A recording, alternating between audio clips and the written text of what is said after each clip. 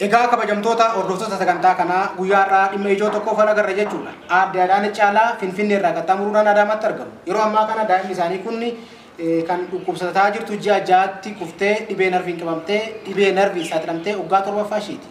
Anis kan wal barree karaa miidiyaa hawaasaatiin hojii tokko hojjedhuun wal barree daa'ima kana naa gargaaruu barbaadda taanaan gumaacha namummaa yookaan ogummaa keetiin viidiyoo kiliippiidhaan kennitee karaa yuutuubii daa'ima kanaan banamedhoo yuutuubii kiyyarratti yuutuubii daa'ima kanarratti fe'ame gargaarta waan ta'eef naa gumaachinaan jedhan. Anis guyyaa har'aa weellee koo hojii waggaa dheeraaf itti dadhabe albeeme koo sirboota 6 hojjedhe keessaa kiliippiin dhiyeenya kana hojjedhe furmaatan dhabe jedhu xumuree guyyaa har'aa kiliippii kanarraa karaa yuutuubii isaaniitiin galiin galu maqaa yuutuubii daa'ima kanaatiin eebbaaf beekoo tuubiin qabarameen akka daa'imni kun gargaaramu kiliippii kiyya guyyaa har'aa isaanii gumaache guyyaa sanbata xiqqaa sa'a 9 irraa kan bira ga'u ta'a jechuudha.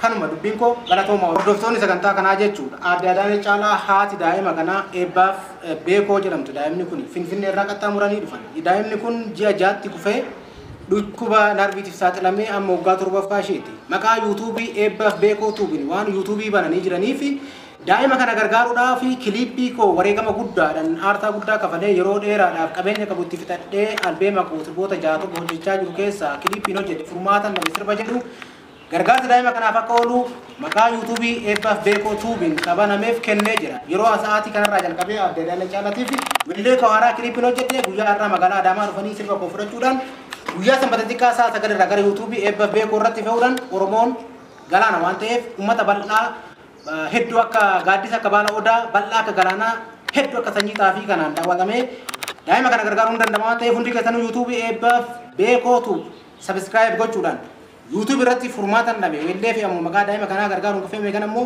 daawwachuudhaan gargaaruu ni dandeessanii kun immoo dirqama namummaati waan ta'eef kana godhuudhaan gahee keessan ba'an dhaamsa kootii galatooma. Akkam jirtu daawwattoota koo eebbaaf beekoo irra jirtan hundi keessanuu jechuudha. Heebbaan yeroo jalqabaatiif har'a magaalaa Adaamaa deemteetti magaalaa Adaamaa immoo maaliif deemtee haadha eebbaa jettanii yoo na gaafattanii gumaacha argattee ispoonsara jedhama akkamirra ijoollee kiliippii aaraa sirbaa artistiin keenya Tufaa Wadaajoo afeeree isa harkaa fudhachuudhaaf Adaamarra jirra. Asumaan jechuudha Oromoonii kana ilaaltanii waan kana daawwattanii sabiskiraabii gochuudhaan akkuma isaan siin jedhanii galiin kun dhibbatti eebbadhaaf gala. Kanaaf namni akkaawuntii fudhatee waadaa namaa galee namaaf raawwachuu dhiisuu danda'a. Kun immoo qabatamaa riiriidhaan ol bira geenyee kumaalchee waan godheef fi birriin tokko sirraa argamee birriin kudhan sirraa argamee eebbadhaaf galii ta'a waan ta'eef sabiskiraabii godhaatii sheerii godhaatii nu gargaara.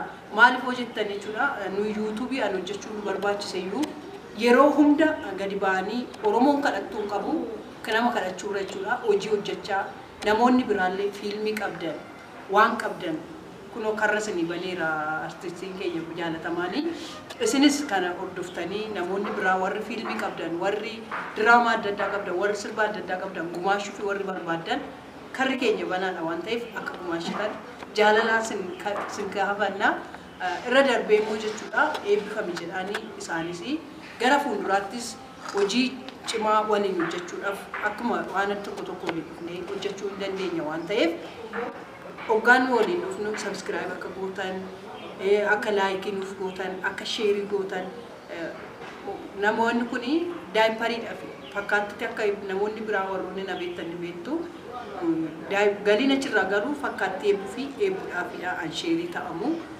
Eebbuun daayiparii tokko uffatte waggaa 7 daayipariidhaan jiraachuu jechuun amma bakka ulfaatu namni dhala qabdan hin beektu araasiyyuu jechuudha amma waggaa 1 waggaa 2 poopoo barsiisutti qaaliin daayiparii amma maal akka ta'e hin beektu jechuudha.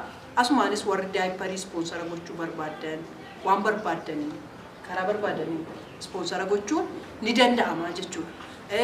Baatanii amma fakkeenyaaf inni maal akkatti inni baateetu jiru laalaa jechuudha amma gadi lakkisee maal godhee ani garuu waggaa 7 akkasumatti faana xaaraa akkasumatti faana dadhaba waan ta'eef jechuudha. yuutuubii intarneetitu namaa kaffalaa intarneetii irratti bananii saaqanii ilaalanii yoo namaaf gumaachan waaqa biraayis nama biraayis eebban argatu waan ta'eef jechuudha. Kiliippiin kun gaafa aduu sanbata xiqqaa sa'a 9 irratti gadi lakkifamu hundi keessan warri eebbaa jaalatan warri haadha eebbaa jaalatan warri isa jaalatan hundi keessaniyyuu sheer godhaatii akkas nu boonsitan abdiin qaba. Hawwiidhaan isa akka eeggattan abdiin qaban jedha. Asumaan immoo isas waaqayyo isaa eebbisu. Namni waan qabuun nama gargaara. Namni kilippii miti yaaduma yoo namaaf kenne iyyuu kennaa isa caalu. Kennaa caalu namaa kenne waan ta'eef jechuudha. Kanaan yoo gargaartan karaa adda addaatiin yoo gargaartan waan adda har'a gargaartee boru waan dheeftu miti jechuudha. Waan eebbaa, waan narvii, waan beektanidha. Waan boru kaatee, waan boru fayyitee deemtedha. Waaqayyo qofaadhaan farkaa qabu. Hakimiin fixeera. Hakimiin kama kamiin iyyuu dhaqxeetoo yaalamtee fayyuu hin dandeessu. Fiizootiraappii qofaan yaali jedheera. Garuu yaali kan gargaarsa yeroo hunda gad ba'ee har'a hunda gad ba'ee sin kadhadhee mindaa keessanirraa birrii 5 birrii 10 naaf kennuu dandeessu. Boru dabaltanii naaf kennitan. Yuutuubii koo garuu yoo naaf daawwattan yoo naaf ilaaltan galii qaba waan ta'eef yeroo hunda viidiyoon gadi lakkisu itti kolfaa itti bashannanaa eebbaa ispoonsara gootanii gargaartaniitu jechuudha. Biyyuma kamiyyuu jiraadhaa sirriitti nuuf ilaalaa amma dhumaatti isiniin jedhaa horaa bulaa galatooma gara isaaniitti asin deebisa. Ayyee hordoftoonni sagantaa kanaa egaa namni ani harmee kiyya baay'een jaalladha. Harmeen ofii maraataa ofiis dhukkubsaa ofiitis hin dandeessi.